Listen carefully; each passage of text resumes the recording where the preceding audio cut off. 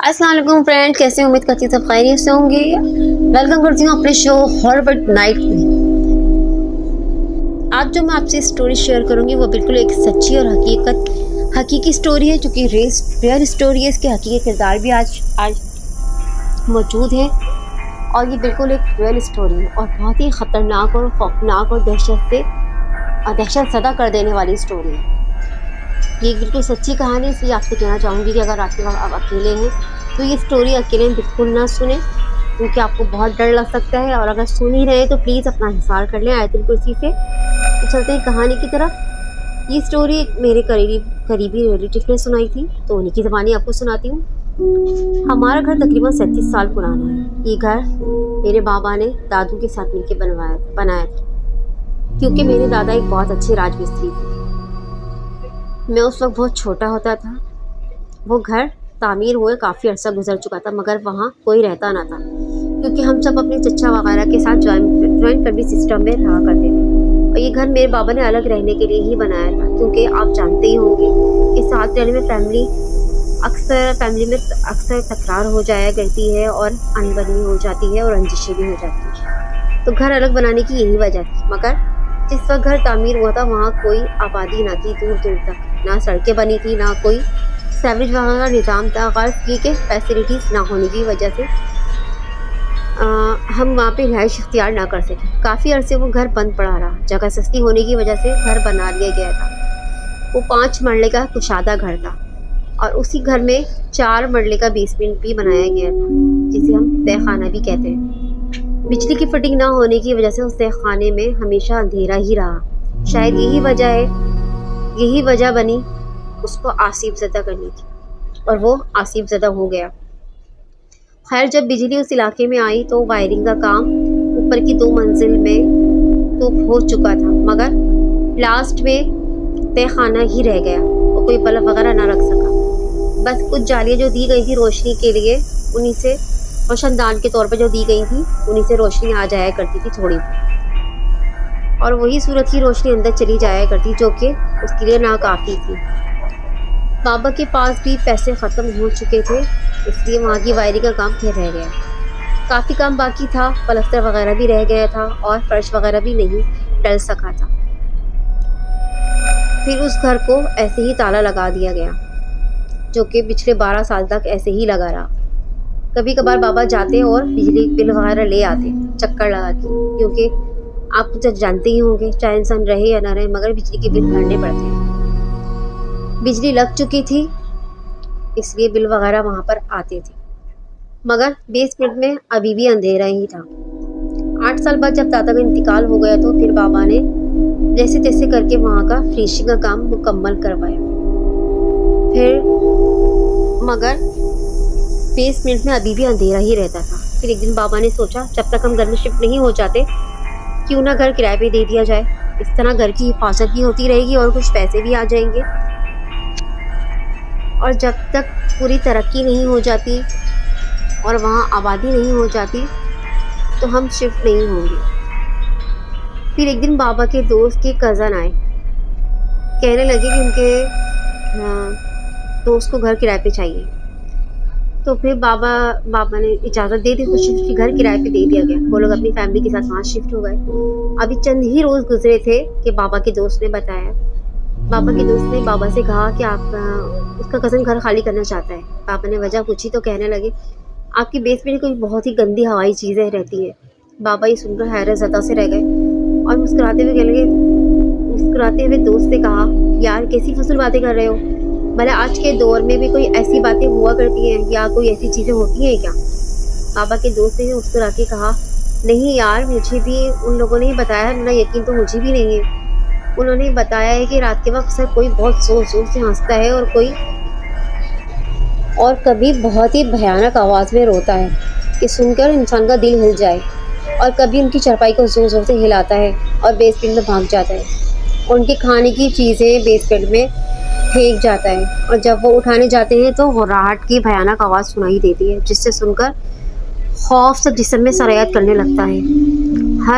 बहरहाल वो लोग अब उस घर में नहीं रहना चाहते। बाबा ने कहा, चलो उनकी मर्ज़ी, सामान उठा लें तो ताला लगाकर चाबी मुझे दे जाइएगा, उनका जो एडवांस है वो भी ले जाइएगा। ये सब बातें हम घर वाले भी सुन रहे थे और अम्मी भी सुन रही थी। तो फिर अम्मी ने फ़ौरन कहा आप देख लें वहाँ जाके कहीं किसी ऐसी मखलूक का बसेरा तो नहीं हो गया। तो बाबा ने कहा मुस्कुरा के, अब तुम भी मत शुरू हो जाओ यार, ऐसा कुछ भी नहीं होता है। मैं तो कितनी बार अकेला गया हूँ, मुझे ऐसा वैसा कुछ नज़र नहीं आया, ना ही महसूस हुआ। इतने बड़े भाई कासिम ने कहा बाबा हम लोग चल के देख लेते हैं। तो दूसरे नंबर के जो भाई थे उन्होंने भी कहा मैं भी चलूँगा। तो बाबा ने कहा ठीक है आप तीनों चलो मेरे साथ। शाम 5 बजे का टाइम तय हो गया। हम मुकर्रर वक्त पे वहाँ पहुँच गए बाबा के साथ। जो किराएदार थे उनका सामान लोड हो रहा था। बाबा के कज़न भी थे, उनकी मदद करवा रहे थे सामान उठवाने में। तो फिर हमने कहा उनसे दुआ सलाम की और उनसे कहा कि हम भी आपकी मदद करें तो सामान उठवाने में। तो उन्होंने बहुत ही प्यार से शुक्रिया से साथ मना कर दिया। तकरीबन सामान उठ चुका है भाई साहब। बाबा का नाम रियाज था। तो उन्होंने कहा रियाज भाई थोड़ा सामान रह गया है, आपकी भाभी वगैरह बांध रही हैं अंदर। फिर हमने जो लेडीज़ थी उनको सलाम किया। तो कहने लगी भाई हम तो यहाँ रहने आए थे मगर हमसे पहले ही यहाँ कोई और रहता है। बाबा ने कहा बहन आपको कहीं वहम तो नहीं हुआ है? वो खातून बोली नहीं भाईजान मुझे वहम हो सकता है मगर मेरे शौहर ने भी बहुत सी बातें महसूस की हैं और उनका वजूद महसूस किया है। बहुत दफ़ा उन्होंने कहा भाई उन्होंने उनको जानी नुकसान पहुँचाने की कोशिश की है। जिस पर बाबा ने कहा बाबा ने उन साहब से कहा क्यों नबील भाई क्या वाकई ऐसा कुछ हुआ है? तो उन्होंने कहा रियाज भाई गुज़िश्ता रात में वॉशरूम।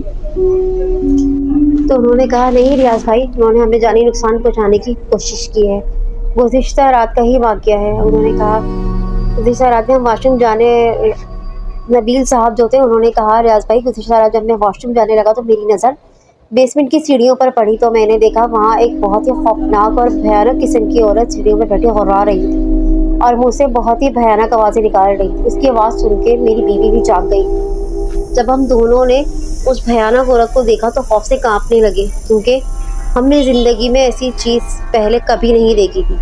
उसके तो हाथ पाँव बहुत ही अजीब और ख़तरनाक थे, बिल्कुल जानवरों की तरह थे। पंजे उसके हाथ की जगह पंजे लगे हुए थे, एड़ियाँ तो थी ही नहीं, एड़ियों की जगह भी पंजे लगे हुए थे।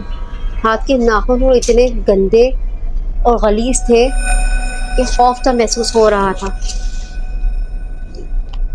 और ऐसा लग रहा था जैसे कोई बहुत ही ख़तरनाक सी चीज़ खड़ी हो मखलूक। और उसकी आँखों में काला रंग ही नहीं था, बिल्कुल सफ़ेद आँखें थी। ऐसा लग रहा था कि हमारे सामने कोई जानवर नुमा औरत खड़ी है। उसकी शक्ल देखकर हमारे रोंगटे से खड़े हो गए थे क्योंकि वो अपना सर बार बार ज़मीन पर पटकती और कुछ अजीब सी आवाज़ निकालती और हंसती। हमारा डर के हमारे बुरा हाल हो गया था।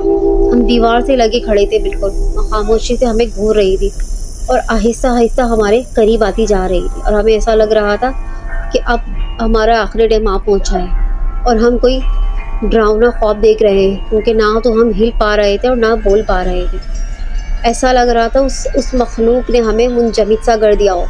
हम बस एक दूसरे का हाथ थामे काँप रहे थे और दिल में दुआएं मांग रहे थे और विर्द वज़ाइफ पढ़ रहे थे कि इतने में दूर से फजर की अजान की आवाज़ सुनाई दी।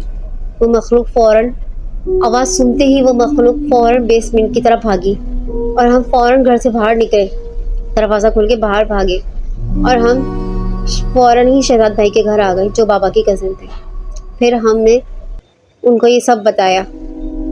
बाबा ये सुन के बोले शुक्र है आपको कोई जानी नुकसान नहीं हुआ। फिर बाबा ने उनको एडवांस के पैसे वापस दिए। फिर बाबा ने कहा आप लोग प्लीज़ आबादी वाली जगह पे घर देखें क्योंकि ये जगह तो अभी भी काफ़ी गैर आबाद है। फिर उन लोगों ने बाबा को सलाम किया, सामान लेकर वो लोग चले गए। उनके जाते ही हम तीनों भाई हंसने लगे, ऐसे कि जैसे किसी ने हमें कोई डरावनी वाक़या सुनाया या ऐसी कोई कहानी सुनाई। हम बिल्कुल भी नहीं डरे थे और वो सब बातें सुनकर हम हंसते ही रहे।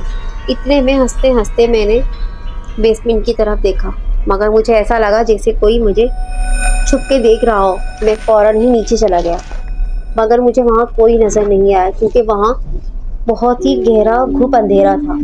उस अंधेरे की वजह से वहाँ कुछ नज़र नहीं आ रहा था। बाबा भी आ गए पीछे से। बाबा समझे मैं मजाक कर रहा हूँ और डराने की कोशिश कर रहा हूँ पापा ने कहा बेटा मैं आपका बाप हूँ। मेरे दोनों भाई फिर हंसने लगे। मेरे भाई कासिर ने बोला क्या यहाँ कोई डांस कर रहा था जो अब तुम यहाँ पर आ गए? ये कहकर दोनों भाई फिर हंसने लगे। इतने में मगरिब की अजान की आवाज़ आई।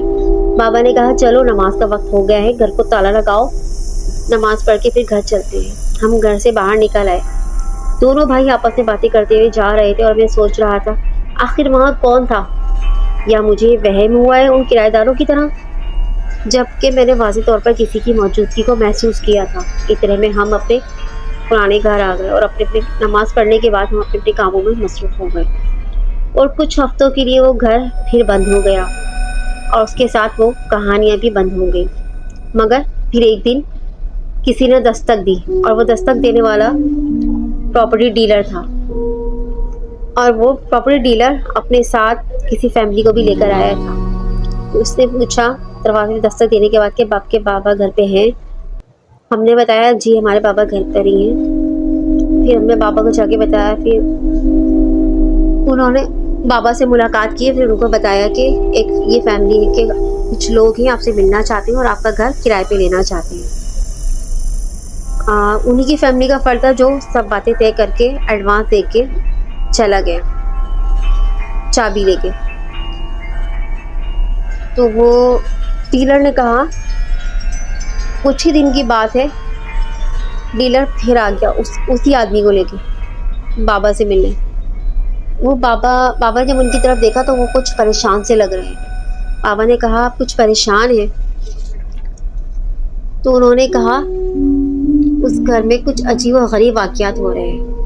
बाबा ने पूछा आखिर हुआ क्या है, आपने वहशतज़दा से क्यों लग रहे हैं?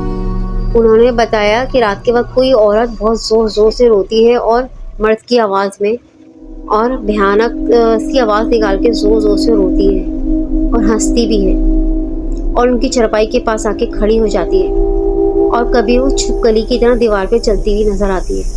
गुज़िश्ता रात हमारे साथ ये वाक़या हुआ है और हमारे पास 5 जानवर थे, 2 बकरियां और 3 बकरी, जिसमें 2 बकरों को किसी ने बहुत ही बेदर्दी से मार डाला है।